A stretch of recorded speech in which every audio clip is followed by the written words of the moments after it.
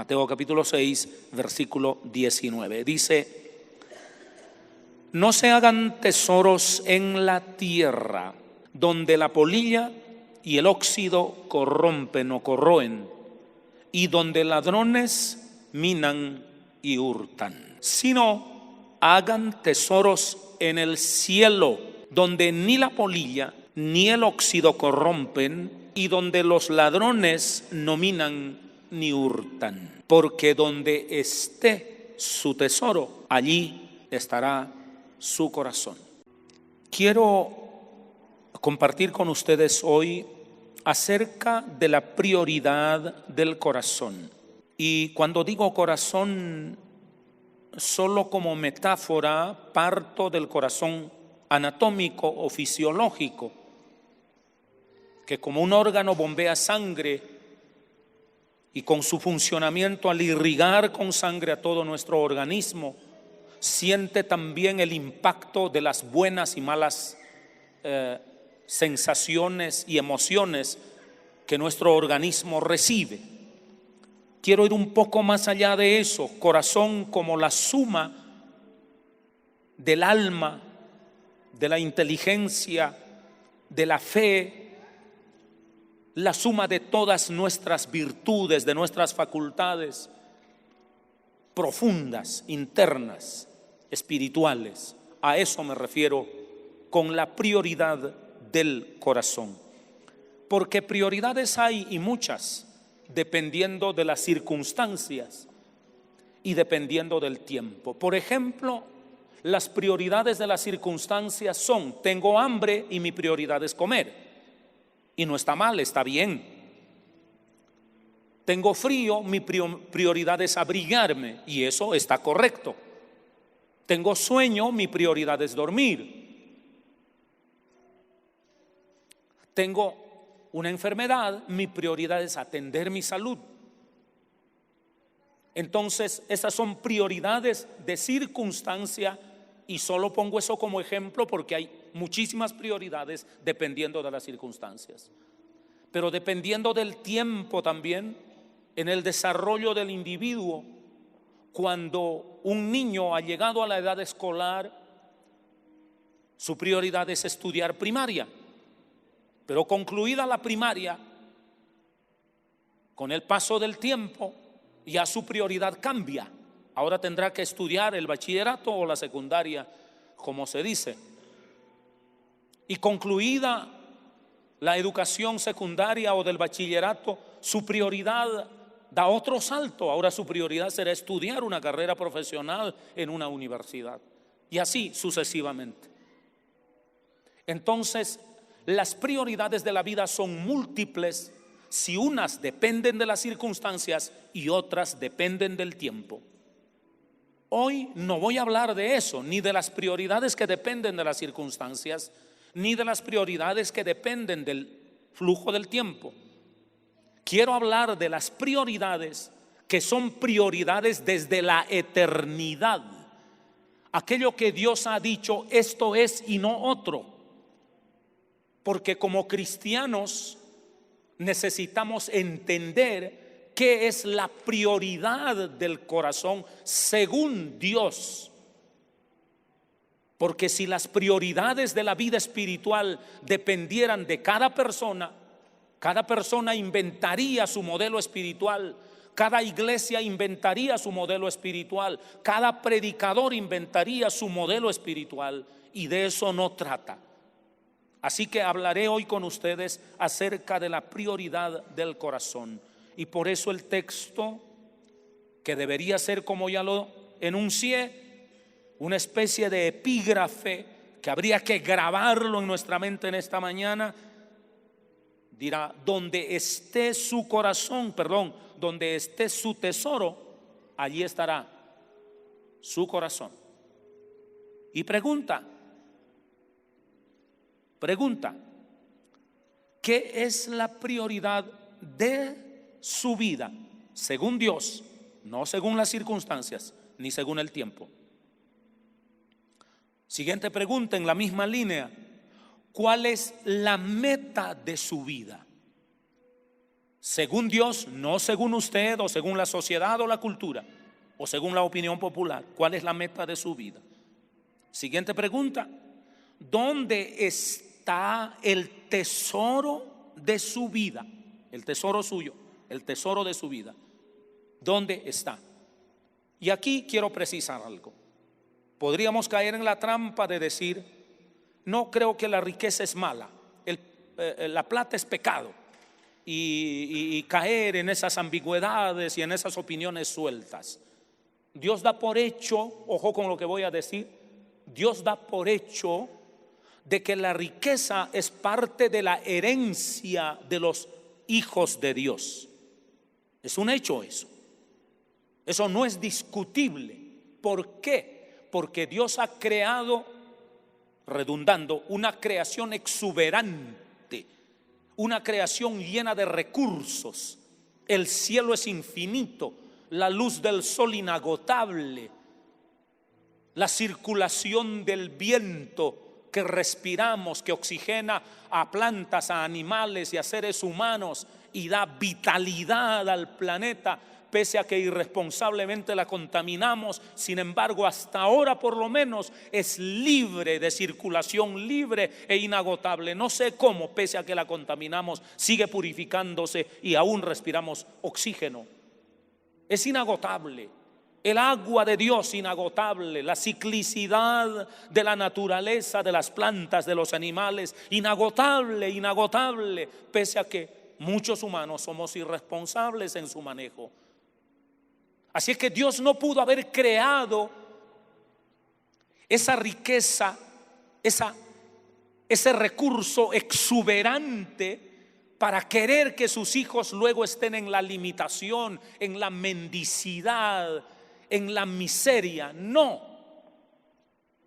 Y aun cuando uno dijera: por capacidad de adquisición los recursos del planeta están un poco restringidos para mí, volviendo únicamente a nosotros, cada uno de nosotros tiene una gran capacidad intelectual, una gran capacidad creativa, una gran capacidad de iniciativa, de transformar su medio, de mejorar sus condiciones de vida, de mejorar intelectualmente, de mejorar profesionalmente, de invertir, de tener iniciativas. Hoy lo llaman emprendimiento, de hacer esas cosas creativas, de transformar nuestro entorno, hacerlo más vivible, más humano, más satisfactorio. Todo ese potencial Dios jamás pudo haber puesto en la exuberancia de la creación, ni en la gran capacidad creativa que tiene el ser humano como individuo. Dios no habría entregado todo eso si quisiera miseria, si quisiera restricción. Así que Dios da por hecho de que cada uno de sus hijos, todos los hijos de Dios, tienen recursos, tienen riquezas, tienen talentos, tienen dones, tienen gran recurso en sus manos. Pueda que no actuantes, puede que no contantes y sonantes, como se dice, pero potencialmente eso está en las manos de los hijos de Dios. Ahora bien, por eso Dios no pregunta si debes o no ser rico. Eso no es lo que pregunta la Biblia. La Biblia tampoco pregunta si debes acumular o no riqueza. Tampoco eso. Se da por hecho que usted es rico, se da por hecho que usted debe acumular riqueza. Pero la gran pregunta es: ¿dónde acumula el tesoro? He allí el problema. ¿Dónde? Ya llegaremos a eso, pero vale la pena que usted se pregunte: ¿dónde está el tesoro de su vida? ¿Dónde lo acumula usted? O dicho en palabras más precisas, ¿dónde lo invierte? Hoy el sistema financiero es dinámico. Hoy el dinero estancado, el dinero reposado, el dinero que se guarda en el colchón, metafóricamente hablando, ya no sirve para nada. Hoy la economía, el mundo financiero de hoy sabe que la economía tiene que circular, tiene que producir, tiene que correr la plata. Eso es lo que dinamiza la economía. Los economistas lo saben. El circulante dinamiza la economía. Uno compra harina, el otro vende aceite. El aceite y la harina juntas hacen la arepa se vende. El consumidor viene alimentado por la arepa, va y estudia, y habiendo estudiado genera empleo, y empleando gana ingresos, luego educa a sus hijos, crea ciencia, tecnología. El circulante dinamiza la economía. En una palabra, eso lo llaman inversión. Hoy por hoy todo el mundo financiero tiene que invertir. Aquí cuando dice dónde acumula tesoro, dónde guarda tesoro, no es irlo a estancar, a amontonar. No. Es dónde invierte usted en lenguaje contemporáneo. ¿Dónde está su tesoro? ¿Dónde se invierte? Esa es una buena pregunta. Y nuestra sociedad invierte en este momento. Pagamos tributos, pagamos impuestos. Y la sociedad lo invierte con sus líderes, claro está. Y todos sabemos muy bien que los dineros públicos, a lo menos por estos lares, no están muy bien invertidas, que digamos. Una sociedad violenta como nosotros prioriza sus rubros de inversión. Primero, para combatir el crimen, pero los peores criminales son los que manejan el presupuesto. Curiosamente, que me disculpen la generalización, pero es así.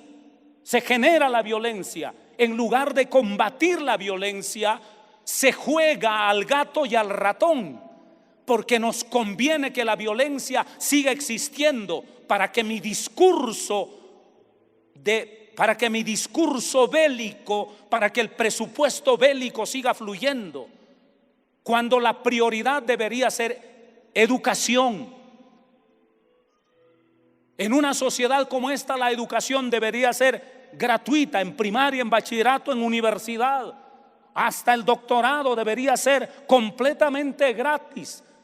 Y las empresas privadas no deberían estar tratando de sustituir al Estado para generar educación, porque esa debe ser responsabilidad del Estado con nuestro presupuesto, pero el Estado no lo hace. Luego las iniciativas privadas se dedican a sustituir lo que un mal Estado no está haciendo correctamente.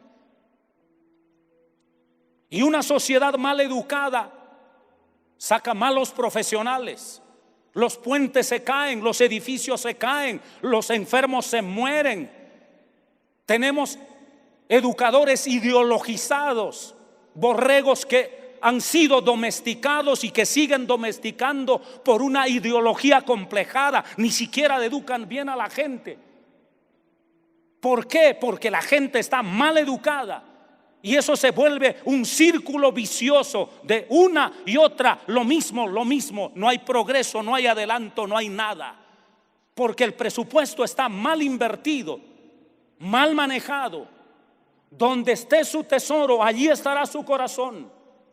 No hay ciencia en este país, no hay tecnología en este país. Los profesionales bien formados, inteligentes, aquellos que descuellan en el mundo académico, no encuentran lugar acá. Antes no estaban calificados, ahora están sobrecalificados y para ellos no hay lugar, porque lo que necesitan es gente que no piense, gente que no cree, gente que no abra nuevas dimensiones. Eso es una sociedad mal educada por un presupuesto mal invertido. ¿Dónde está su tesoro? Allí estará su corazón.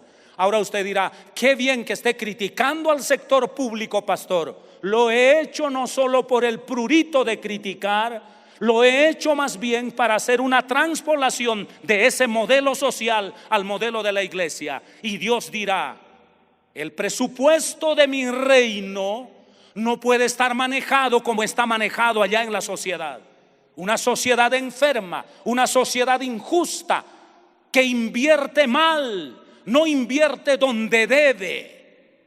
Por eso la sociedad está enferma. No quiero un reino enfermo, no quiero una iglesia enferma. Todo lo que vamos a leer ahora es economía del reino. Es como que Dios nos estuviera dando las llaves del Banco de la República, la fuente del emisor, para decir: el presupuesto de mis hijos, de mis hijas, de mi iglesia, de mi reino debe estar invertido en estos rubros. para que no haya gente mal educada, para que no haya criminales, para que no haya injusticia, para que no haya inmoralidad, para que sea una iglesia sana, educada, fuerte, vibrante, que ha invertido bien los recursos de su Padre. Eso es lo que quiere la Biblia, y por eso nos dirá dónde está el tesoro de su vida, en qué invierte el tesoro de su vida. Voy a darle aquí 3 rubros. Para allá, para la sociedad, está el rubro bélico,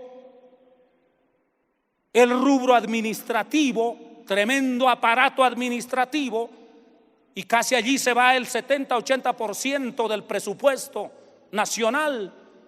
Y para la educación queda algo pequeño y además mal utilizado. Y para la salud casi nada, porque son empresas privadas los que tienen que gestionar. Habráse visto semejante desatino. Y en la iglesia, dirá Dios, no puede pasar lo mismo con la economía de mi pueblo. No puede. Y esto es para cada uno de nosotros. Dios nos ha dado recursos, Dios nos ha dado riqueza, Dios nos ha dado capacidad creativa, Dios nos ha dado inteligencia, Dios nos ha dado múltiples capacidades productivas. Y Dios dirá: ese dinero que yo te doy, ¿en qué lo has de invertir? Como hijo del reino, aprendiendo de una sociedad enferma, para que no haya un reino y una iglesia enferma. ¿En dónde lo debes invertir? Hay 3 rubros privilegiados desde el cielo en los que la iglesia tiene que invertir. No se trata aquí de meterles la mano al bolsillo y sacarles la plata a la brava, inventándonos discursos traídos de los cabellos para que nosotros de manera oportunista le saquemos la plata. No se trata de eso, querida iglesia. Vergüenza me daría ante Dios, ante la sociedad y ante mi propia conciencia hacer semejante desatino. Voy a hablarles de lo que es la economía del reino de Dios. De eso voy a hablar. Y pienso que estoy hablando a creyentes y no a personas que tienen el corazón cerrado. Entonces Dios dirá: el recurso que te doy, el dinero que te doy, la riqueza que entrego en tus manos, deben estar invertidos en estos 3 rubros. Apréndalo bien y grábelo para el resto de su vida, porque no se trata de un culto. No se trata de presupuesto de un mes, ni de sacar plata para el presupuesto del año. Se trata de inversión en el reino para siempre en esta historia, mientras vivamos en esta tierra. 3 rubros. 1, evangelización. Diga evangelización. El Hijo de Dios debe invertir en la evangelización. Y evangelización es de manera permanente. Primero en Jerusalén, luego en Judea, luego en Samaria y hasta lo último de la tierra. ¿Qué tipo de infraestructura se necesita para semejante empresa? Eso es más que multinacional. Eso es muchísimo. Rebasa a cualquier empresa multinacional, porque es a nivel universal. Y no es por una época, no es por una década, por 50 años, por 100 años. Es desde que Cristo la fundó hasta que Cristo cierre la historia. Hasta allí. ¿Cuánto dinero se requiere para eso? Pero hay que comenzar en nuestra Jerusalén, antes de saltar a nuestra Judea, y antes de ir a nuestra Samaria, y antes de ir a todos los rincones del planeta. Hay que comenzar acá. Ese es el presupuesto. O seremos vistos como los malos administradores de nuestra nación, que cuando la prioridad es invertir en educación y en salud, invierten en otras cosas y están equivocando el rumbo de una sociedad. Y Dios no quiere que su iglesia equivoque el rumbo. Su primera tarea es invertir en la evangelización. Y como las almas van a ganarse para Cristo, esas almas no van a perecer aquí en la tierra. Por eso se llama inversión para la eternidad. El segundo rubro es la educación de la iglesia, la instrucción de la iglesia. Es el segundo rubro, privilegiado, indiscutible. No hay nada que discutir si somos hijos de Dios. ¿Y en qué consiste ese rubro? La Biblia dice en la boca del profeta en la antigüedad: mi pueblo pereció por falta de conocimiento. Así como un pueblo mal educado es criminal, es delincuente, es mafioso, desde sus ciudadanos de a pie hasta sus dirigentes son una corrupción total, así es también una iglesia mal instruida y perece ante falsas doctrinas, perece ante el aburrimiento, ante la monotonía, perece en la ignorancia cuando no es bien educada. Mi pueblo pereció por falta de conocimiento. La educación de la iglesia debe ser, como lo dijo Pablo en Efesios 4, bajo la constitución de un ministerio colegiado, apóstoles, pastores, evangelistas, profetas, maestros, reunidos para la edificación del cuerpo de Cristo. Para que no sea como una sociedad mal educada, sin científicos, sin progreso, sin calidad de vida, sino sea una iglesia muy bien educada, muy bien instruida, con una gran calidad de vida espiritual, con ministros bien formados, con líderes bien estructurados, con creyentes bien guiados para que no equivoquen el rumbo, porque es una iglesia instruida. Eso es el rubro segundo en que la iglesia debe invertir el presupuesto. No se trata de sacar plata aprovechándose de la coyuntura, querida iglesia. Aquí no se trata de ser oportunistas. Se trata de saber en qué se invierte el gran tesoro que Dios ha puesto en nuestras manos. Pero además, el tercer rubro es, ojo con lo que voy a decir, la sensibilidad social. La Biblia lo llama actos de misericordia, de entrañas. Y el Antiguo Testamento ya dio un modelito pequeño, pero que es paradigma, que es una metáfora para todo el cristianismo. Te acordarás de la viuda, te acordarás del huérfano, te acordarás del extranjero. Porque como una viuda lloraste abandonada allá en Egipto. Como un huérfano sin padre fuiste maltratado por tus esclavizadores. Ponían los pies sobre tus espaldas, te humillaban porque eras como un niño huérfano. Te acordarás de la orfandad para ayudarlos a salir de su miseria. Eso les dijo Dios al pueblo de Israel. Te acordarás del extranjero, porque extranjero fuiste en tierra ajena. Ya sabes cómo sufre el alma del extranjero. Así es que obras de misericordia están puestos solo a modo de ejemplo. No se agota la lista. En una palabra, ayuda con actos de misericordia a todos los que necesitan. ¿Cuándo vamos a cumplir esa tarea? ¿Por qué el creyente debe ser sabio invirtiendo en el reino de Dios? Reino de Dios es evangelizar. Reino de Dios es instruir a la iglesia. Y reino de Dios es ser sensibles a las miserias humanas. Para que un día Cristo nos diga: tuve hambre y me diste de comer. Tuve sed y me diste de beber. Estuve desnudo y me cubriste la desnudez. Y ustedes preguntarán, dice el relator bíblico, ¿cuándo te vimos hambriento, sediento, desnudo o en alguna miseria o necesidad? Y yo les responderé, dice Jesús, por cuanto lo hicieron conmigo, cuanto lo hicieron con estos pequeñitos míos, lo hicieron conmigo. Y la infraestructura para la evangelización es tan grande y monumental, y para eso debe invertir el Hijo de Dios.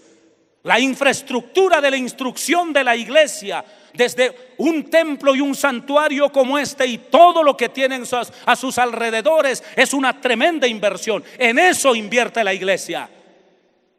Y la sensibilidad humana con aquellos que están marginados de las grandes finanzas, de los grandes recursos socioeconómicos, socioculturales, a ellos con sensibilidad para tenderles la mano.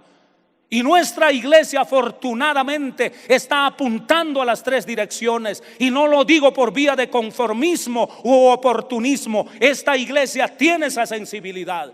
De eso hemos sido ilustrados aquí una y otra vez. Así que, querida iglesia, hacia allá nos llama el Señor, a invertir en el reino. Donde está tu tesoro, estará tu corazón, o donde esté su tesoro, allí estará su corazón. Usted puede seguir invirtiendo aquí en la tierra, puede seguirlo haciendo. Y mire lo que dice aquí la palabra. Por eso la prioridad, quiero enunciarlo rápidamente. Primero, escuche bien esto, querida iglesia. La prioridad del corazón, en primer lugar, es un tesoro indestructible. Y la Biblia dirá: ¿tú puedes invertir aquí en la tierra? Sí, claro que sí, puedes invertir. Y tu tesoro lo puedes seguir invirtiendo aquí en la tierra. Pero debes saber que tu tesoro que inviertes aquí en la tierra, la polilla y el orín o el óxido lo derruirán algún día. Si es biológico, la polilla es el mejor paradigma de destrucción de todo lo biológico. Y el óxido es el mejor paradigma de toda destrucción de los tesoros metálicos y minerales invertidos aquí en la tierra. Y si logra escaparse de la polilla y del óxido, todavía quedan los ladrones, que es una amenaza social permanente. Entonces la Biblia dirá: todo eso amenaza lo que tú inviertes en la tierra. Inviértalo en el presupuesto nacional, inviértalo en su empresa, en su casa, correcto. O la polilla, o el óxido, o los ladrones ya están al asedio. De eso usted puede tener la seguridad. El único lugar donde su tesoro, su inversión jamás será asediado es cuando usted invierte en el cielo. Porque los evangelizados irán a la eternidad y nadie podrá quitárselos. Los que fueron edificados en la iglesia para lograr la estatura de Jesucristo estarán en la eternidad y nadie podrá quitárselos. Y la gratitud de tantos corazones consolados en medio de su miseria irán agradecidos al cielo, y Cristo será el eco de ello. A mí me auxiliaron, a mí lo hicieron, conmigo lo hicieron, y eso nadie lo podrá derruir. No lo podrá derruir ni la polilla, ni el óxido, ni el ladrón. Porque el gran ladrón que vino a hurtar, a matar, a destruir, ya fue vencido por Cristo en la cruz. Ya fue derrotado. Todo lo que se haga en el reino de Dios está protegido eternamente. Si está aplaudiendo para el Señor, hágalo bien, iglesia. Alábelo a Él.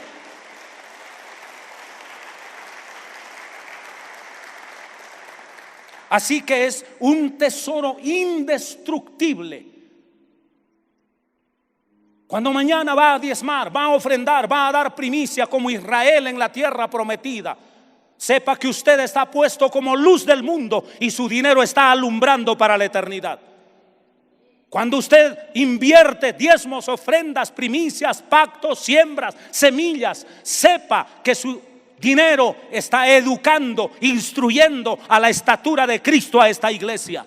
Sepa que está consolando corazones tristes, y eso es inversión para la eternidad. Allí está su tesoro, resguardado de toda polilla, resguardado de todo óxido, resguardado de todo ladrón social y de todo ladrón espiritual, incluido el diablo.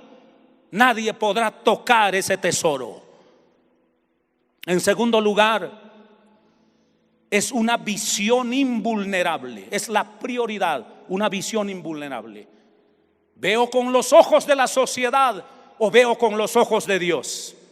Si mi ojo es sano, porque Dios es el sanador y el que trae luz a mis ojos, yo miraré con los ojos de Dios lo que Dios ve. Visión 2020, como se diría.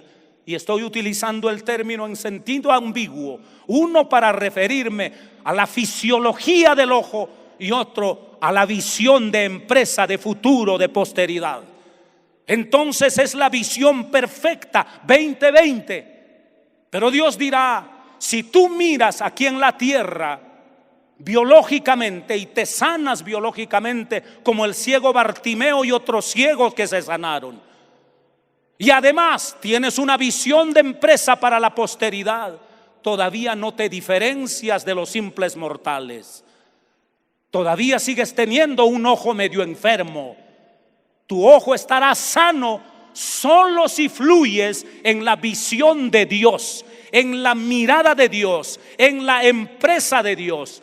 ¿Qué empresa es más visionaria que todas las multinacionales? Cuando hace 2000 años Cristo dijo: vayan y ganen al mundo, comenzando en Jerusalén, en Judea, en Samaria, hasta lo último de la tierra. Iguálenme cualquier empresa a la visión de Cristo Jesús, y no hay nada que lo alcance ni nada que se iguale. Aunque puedan balbucear el día de hoy creyendo ser visionarios y prospectivistas, no alcanzarán jamás a la visión de Jesucristo.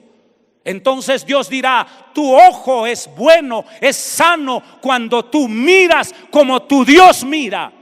Y cuando miras como el mundo mira, como la humanidad común y corriente mira, tu ojo es malo, es deficiente, está nublado. Necesitas abrir los ojos. Por eso dirá: la lámpara del cuerpo es el ojo. Si tu ojo es bueno, todo lo que está en tu cuerpo estará lleno de luz. Pero si tu ojo es malo, todo estará en tinieblas.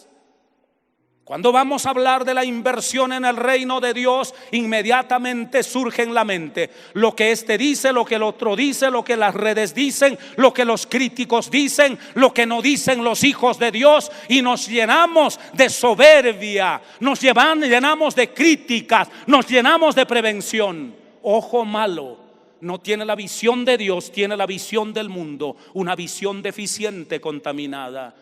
Podría, por analogía, hablar desde la visión biológica, fisiológica, hasta la visión empresarial de muchísimas cosas, pero aquí hay expertos también en esos temas. No se trata tanto de eso. Quiero reducirme a decir: estamos en la visión de Dios. Solo cuando yo veo lo que Dios ve, cuando yo tengo la visión de Dios espiritual, cuando tengo la visión de Dios empresarial, de ganar al mundo para Cristo, de edificar una iglesia a la estatura de Jesucristo, de consolar con el amor misericordioso y entrañable de Dios, estoy fluyendo en la visión de Dios. Tengo un ojo bueno, un ojo sano. Por eso Dios dirá: tu prioridad es una visión invulnerable, que nada te contamine. Mañana, cuando le critiquen por diezmar, por ofrendar, por invertir en el reino de Dios, usted vea las cosas con la visión de Dios, no con la visión del mundo, no con la visión del que no entiende la mirada de Dios. Nunca con la visión de aquellos que funcionan con mezquindad, con avaricia, acaparando todo, atrapando todo, sin saber que la polilla se los arrancará, sin saber que el óxido se los derruirá con el paso del tiempo, sin saber que los ladrones están asediando, sin saber que algún día lo que ha atesorado, quién sabe quién lo gastará y dónde irá a parar. Lo único seguro es invertir en el reino de Dios. Tercero, es un servicio incomparable. Si alguno estaba pensando que al interpretar de la visión estoy hablando de dinero, lea lo que sigue. Mire lo que dice en el versículo 24: ninguno puede servir a dos señores, porque aborrecerá al uno y amará al otro, o estimará a uno y menospreciando al otro. No pueden servir a dos señores, no pueden servir a Dios aquí y a las riquezas aquí. Me detengo aquí para hablar de los altares que hay en las vidas en esta mañana. ¿Qué altar hay en su corazón? Hay dos altares: Dios a un ladito y la riqueza a otro lado. Dios a un lado y el Estado a otro lado. Dios a un lado y la empresa a otro lado. Cuidado con eso.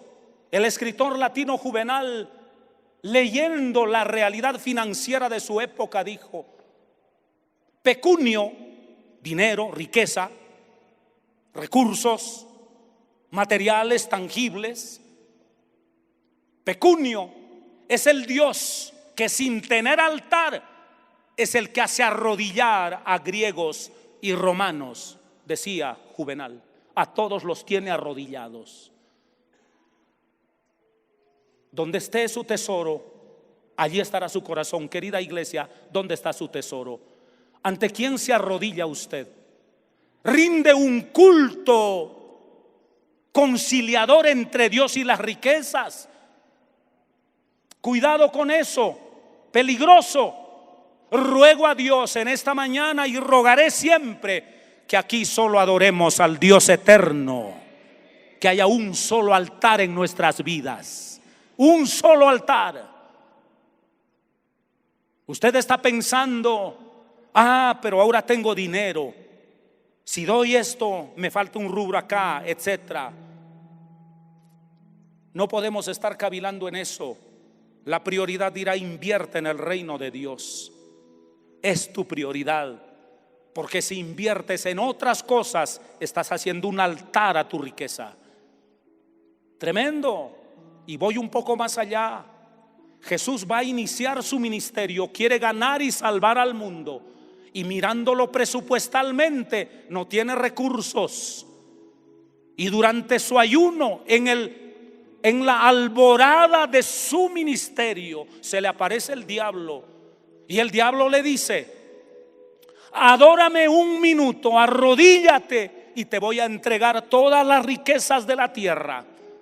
Y no vas a tener falta ni escasez de recursos para lograr tus objetivos. Arrodíllate. Y es allí donde Jesús sabe que no puede hacerle un altar a Pecunio en lenguaje de Juvenal, a Mamón en el lenguaje arameo, hebreo y griego en los días de Cristo, o a las riquezas en nuestro lenguaje actual. No puedo hacerle un altar e inclinarme ante él. Y ahí es donde Jesús dice: escrito está, al Señor tu Dios adorarás y solamente a Él le servirás. No sé si esta iglesia está aquí. A Él le vas a servir. No puede haber un corazón dividido, querida iglesia. La prioridad es adorar a Dios, sabiendo que mi tesoro debe ser invertido en el reino de Dios, en la obra de Dios, pero al mismo tiempo sabiendo que yo tengo ojos sanos, veo la visión de Dios y no la visión del mundo. Y a esto se llama, ojo, un servicio incomparable. A Dios no puedo decir: voy a servir a Dios por una parte y al Estado por otra parte, o a Dios por una parte y a mi empresa por otra parte, a Dios por una parte y a mis recursos por otra parte. No, Dios es mi única prioridad. Es incomparable, no puedo compararlo. Ya Cristo lo dirá: den a César lo que es a César, pero a Dios den lo que le corresponde a Él. Iglesia, sea una iglesia bendita. Ahora usted a esta altura está diciendo: bueno, creo que nos quieren sacar la plata. Y creo que no se han puesto a pensar: ¿y mi ropa? ¿Y mi comida? ¿Y con qué voy a subsistir? Buena pregunta. Y el texto contesta en la última parte, versículos 25 al 34, casi 10 versículos. ¿Te preocupa qué comerás? ¿Qué beberás? ¿Qué vestirás? Depende dónde estés invirtiendo. Si toda tu inversión, dice, es en la tierra, tienes razón de preocuparte. Preocúpate. Y todos los días y a cada hora vive angustiado, porque solo estás invirtiendo donde la polilla lo va a gastar, donde el óxido lo va a deteriorar y donde los ladrones o sociales o humanos o espirituales van a venir y van a robarlo. Preocúpate, porque solo estás invirtiendo en la tierra.